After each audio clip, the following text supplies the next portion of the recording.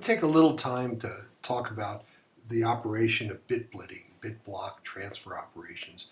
That used to be a more important topic in the old editions of my book, and also before we had WebGL. Uh, One reason I want to continue talking about it is that it's really crucial to understand how interactive systems actually work. But a lot of the interactivity that you see happening doesn't happen now from WebGL. It happens through the other operations that are going on within the browser and within other packages. But if you really want to understand what's going on up in the screen, the notion of BitBlit is really important. And it also will come up later when we talk about compositing and blending. What we'll be doing today is talking about manipulating single bits in the frame buffer, but if you extend that to the idea of a byte or an integer or a floating point number, the model is the same. Just the how the arithmetic is carried out is different. And that'll be crucial for understanding compositing and blending, which is a part of WebGL. So let's just have a general discussion about writing into buffers. And as we said, WebGL doesn't have it, but we can do it in other ways through texture functionality. And then pretty much all of what we talk about today could be done within typically a fragment shader using the operations that are supported in a fragment shader, which lets you work on any pixel that you want. Okay, so bit block transfer operations became important because in terms of general graphics hardware, with a single instruction, machine level instruction, you could operate an entire block of bits instead of having a very slow operation where to change a block of bits, you'd have to execute one or more instructions for each bit in that block. Bit block transfer operations solved a lot of that problem along with the hardware that supported it. Now, what we need is a model for writing. And the model that we're going to use is going to be more general than the kind of writing that we've done up until now. Usually when we talk about writing something into memory, it's just a simple replacement operation. When you say x equals 2 or x equals y, you're talking about taking the memory location where x is and putting in the value of y or the value of 2. And it doesn't really matter what was there before. That's why it's called replacement writing. But hardware allows much more interesting and flexible operations.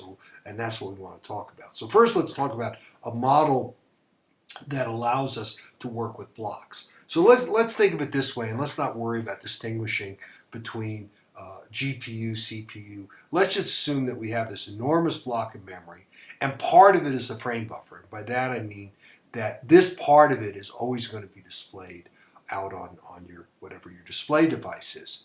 And what I'm going to do is have another block of pixels, typically generated by my program, and it's going to affect an area of its size in the frame buffer or partially in the frame buffer. And that's a writing operation, a generalized writing operation of a block. Okay, now what are the ways that I could write? Well, that we're going to look at for now as a bit by bit or perhaps pixel by pixel operation, which will happen for every one of the bits or pixels in this source block. This is generally called a source, and where you're putting it is called a destination. Now the model that we're going to use is a little bit more general than the replacement model that you usually use. See, the replacement model says, okay, given a source bit or a source pixel, all I'm going to do is put it somewhere in the memory. So I could have the idea of writing a pixel or writing a bit, but that's very, very simple. Let's take a little more general approach and say, what if before we put something into the destination in memory, that I read the value that's at that location first and then do some operation, either arithmetically or logically, between what I read there and use that to form the new destination value as some combination of what I read and the source value that I was provided. Now, if we do this on a bit by bit basis. See, later, as I said, we'll do this for blending, where these will be pixels or integers. But to understand what's going on, think of these as bits. So I'm reading a bit, and then I'm writing a bit out at a very low level. Now the question is, how many ways can I do that? And if you think about that, there's exactly 16. And the reason is that for every value of S, which is going to be 0 or 1, and D, which is going to be 0, 1, we're only dealing with bits, you have a table with 4 rows in it, okay? All the possible combinations, 0, 0, 0, 1, 1, 0, 1, 1. Now, how many destination values can you get to fill the right side of that table, which we'll see in the next slide? Well, the answer is for every row in there, I have 2 possible values to put in, 0 or 1, but there are 4 rows. So I have 2 to the 4th possible ways that I could define the function that goes on in this block. And if you've done anything at the machine level or assembly level, then you see that these are the standard 16 logical operations that you can do between 2 bits. But since these have a visible effect, you're going to see the result. We call them writing modes. And so here they are. So here's the 4 possible values of S and D. And you have 16 possible functions for what they produce. Now, I'm going to number them by, if you read down least significant to most significant bit, I can number them this way. So this would be 0, this would be 1, this would be column 2, and so on until they're all 1s, and then this is column 15. Now, of these, most of them are not particularly important, although you could say, if you interpret, say, 0 as black and 1 as white, you could say that column 0 is the right operation of clearing the bit. It's always making it black. 15 would be setting the bit, always making it 1 or white. But the most interesting ones are the 3 that I have here in red. Replacement is 3. It says, look, I don't care what was there. D doesn't matter. I'm going to put in whatever S was, so I just copy S into this column. So writing mode 3 is the standard familiar replacement write. Oring them together, saying, hey, what I'm going to put down there is it's only going to be white if both the source and the destination are white. Otherwise, it's going to be black. That's called the OR writing, which is mode 7. The most interesting one, though, is mode 6. And if you look at that function, it's the exclusive OR function. It's 0 if both S and D are the same, and it's 1 if S and D are different. Okay, now it's interesting in a number of ways for what we can do with it, which I'll show you in a minute. But it's also interesting in the sense that if you go back here, you cannot implement exclusive OR except by actually reading and comparing these 2 things. It's much more, it's a little more hardware-wise difficult than simple replacement. Right. Okay, but let's look at exclusive OR here, because that's the one that's most interesting, and see what we can do with it. Well, the first thing to notice is that if we talk about the operation of exclusive OR and use this OR, this plus with a circle in to denote it, it turns out it undoes itself. And suppose I do this on a block, meaning that I do it for every bit in the block, for corresponding bits in the source and the destination. I compare them and I do it with one operation. Exclusive OR has and let's think of this as a menu and a piece of what we see, a piece of the frame buffer. Now, why do I do it this way?